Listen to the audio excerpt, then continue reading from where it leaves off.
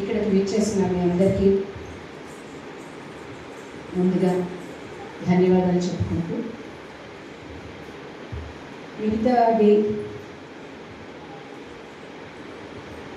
మాటలు వాక్యాలు పదాలు ఇదేమైనా అనుకోండి, అవి కామన్గా మన మ్యూజిక్ సభాస్లో మాట్లాడిన మాటలు ఫార్మాల్గా చెప్పేవి నాకు చెప్పడం ఇష్టం లేదు. ఎందుకు అంటే ఫస్ట్ ఆఫ్ ఆల్ ఇది ఒక ఫార్మల్గా నడిపించేటటువంటి మ్యూజిక్ సభ అట్లాంటిది కాదు. దానికన్నా ప్రయర్ ఏంటంటే గాయత్రి గారు పేరు అంటే గాయత్రి గారైనా మనం కంచి కామకోటి పీఠంలో పరమాచార్యుల వారిని నడిచే దైవం ఉంటాం. అందులో సంగీతంలో మనం ఎంతో అదృష్టం చేసుకున్నాం కాబట్టి నాకు చిన్నప్పటి నుంచి మా అమ్మగారు నాకు అట్లాగే పరిచయం చేశారు ఈవిడ్ని. నాకు ఇప్పుడు నా అంతటా నేను తెలుసుకొని నేను మీతో చెప్పేది ఏంటంటే, పరమాచార్యుల వారిని ఎలా అయితే మనం నడిచే దైవం అంటామో, ఇప్పుడు ఇప్పుడు కాలంలో ఈవిడ అక్కడ మనకి ప్రత్యక్షమైనటువంటి సరస్వతి మూర్తి.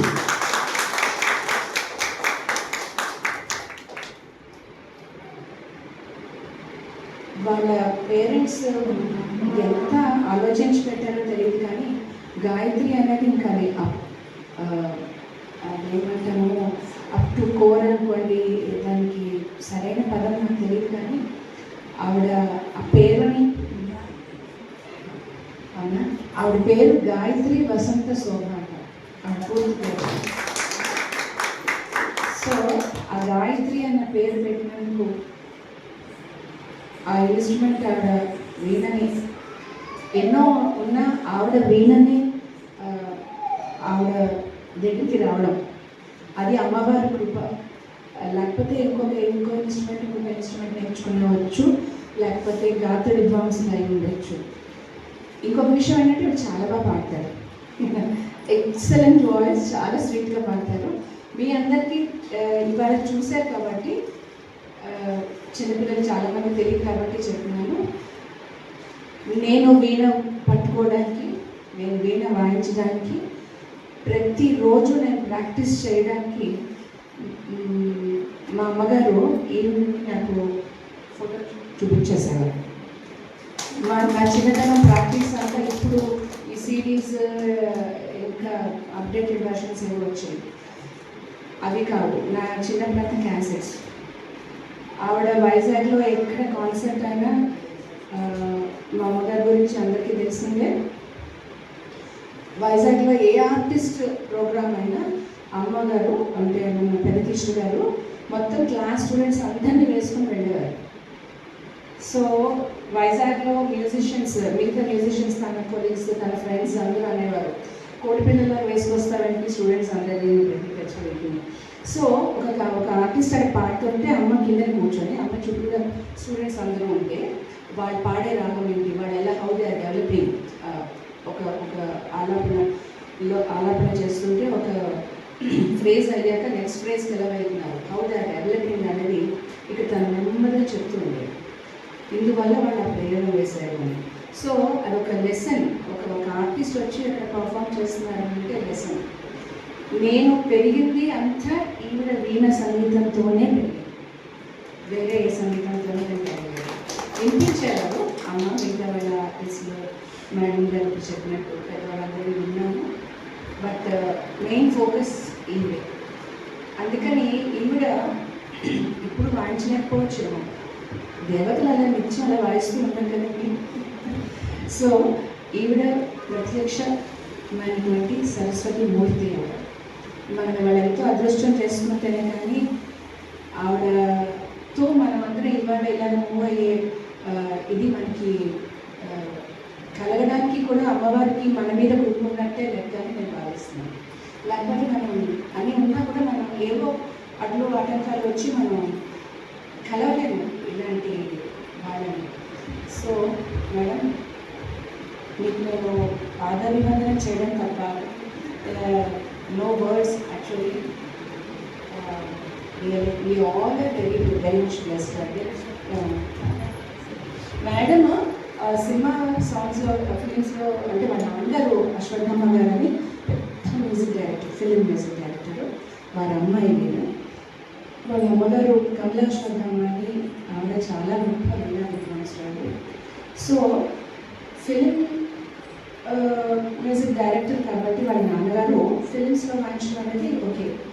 ఆవిడ స్పెషలైజేషన్ ఏంటంటే ఫస్ట్ అది ఒక స్పెషలైజేషన్ అనండి, రెవల్యూషన్ అనండి, వాట్ ఎవర్ యూసీ.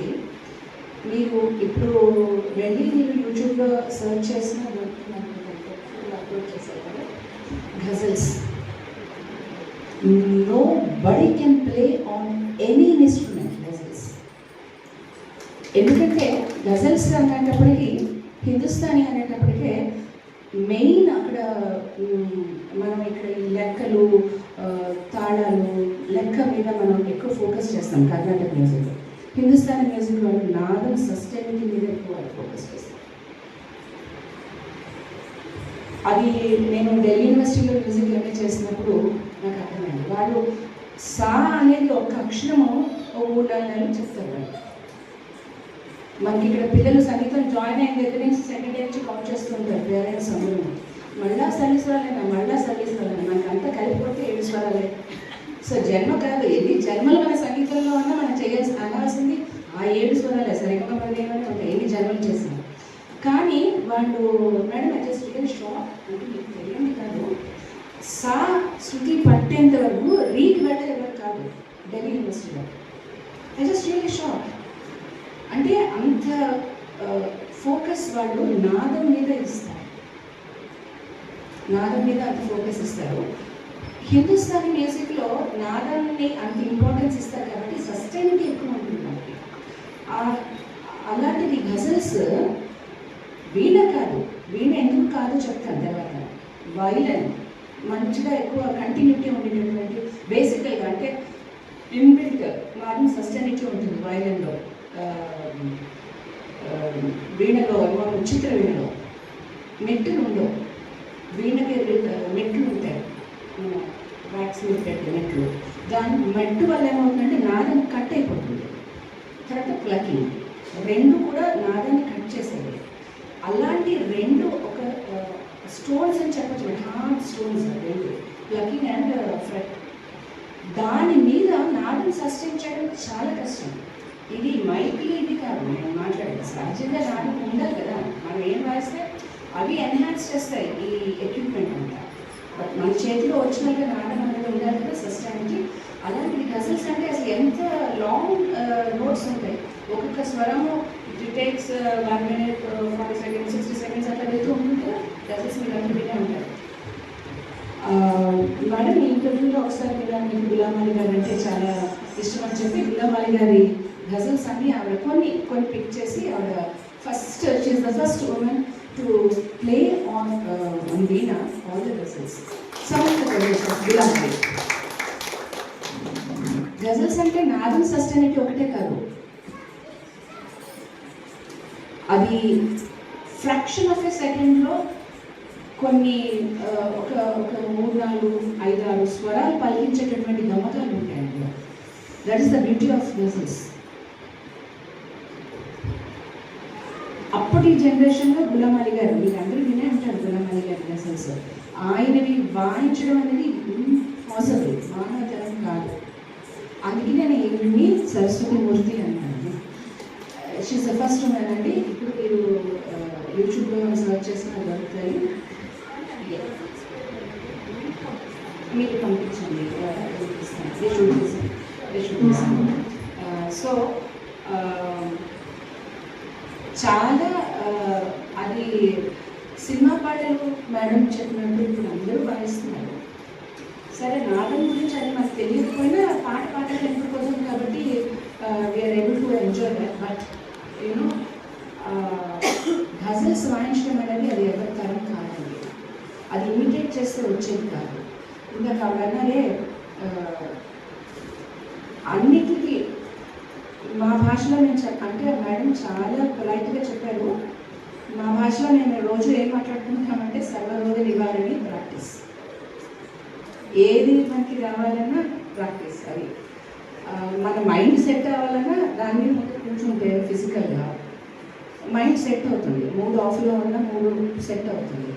దేనివల్ల సెట్ అవుతుంది అని అంటే మేడం ఇందాక చెప్పారు కదా, ఫస్ట్ ఎక్సర్సైజ్ తీస్తారు. మేడం మీకు చాలా చాలా ధన్యవాదాలు. ఎందుకంటే ఈ విషయాలు నేను రోజు వాళ్ళతో చెప్పి వాళ్ళు కూడా ఇంక నాకు వేరే మాటలు రావు చెప్పడానికి, ఇవే మాట్లాడతారని ఆ స్టేజ్కి మా పిల్లలు వచ్చారు. But some now there experience అంటే 5 years నుంచి నేర్చుకుంటాను మన ఏజతను. She plays well. సీనియర్స్ కొంతమంది ఉన్నారు, వాళ్ళు they learn from 5th year 6th year నుంచి అమ్మ దగ్గర నేర్చుకున్నారు. Now they continuing with me, they are playing well. So ఇప్పుడు వాళ్ళు రియలైజ్ అవుతున్నారు ఆ నాగాన్ని, దే ఆర్ ఎంజాయింగ్ అన్నమాట వాట్ దే ఆర్ డూయింగ్. తప్పకుండా ప్లీజ్, అందుకని వాళ్ళని చేశాను. సో ఇవాళ మనందరూ అదృష్టం అండి. ఇవాళ మన దగ్గర ఉండి ఈవిడ అనుకోవద్దు, దైవం మనతో ఉండి మనకి ఎన్ని విషయాలు మనకి తెలియపరిచింది. మేడం ఇంకో 2 విషయాలు చెప్తాను అన్నారు.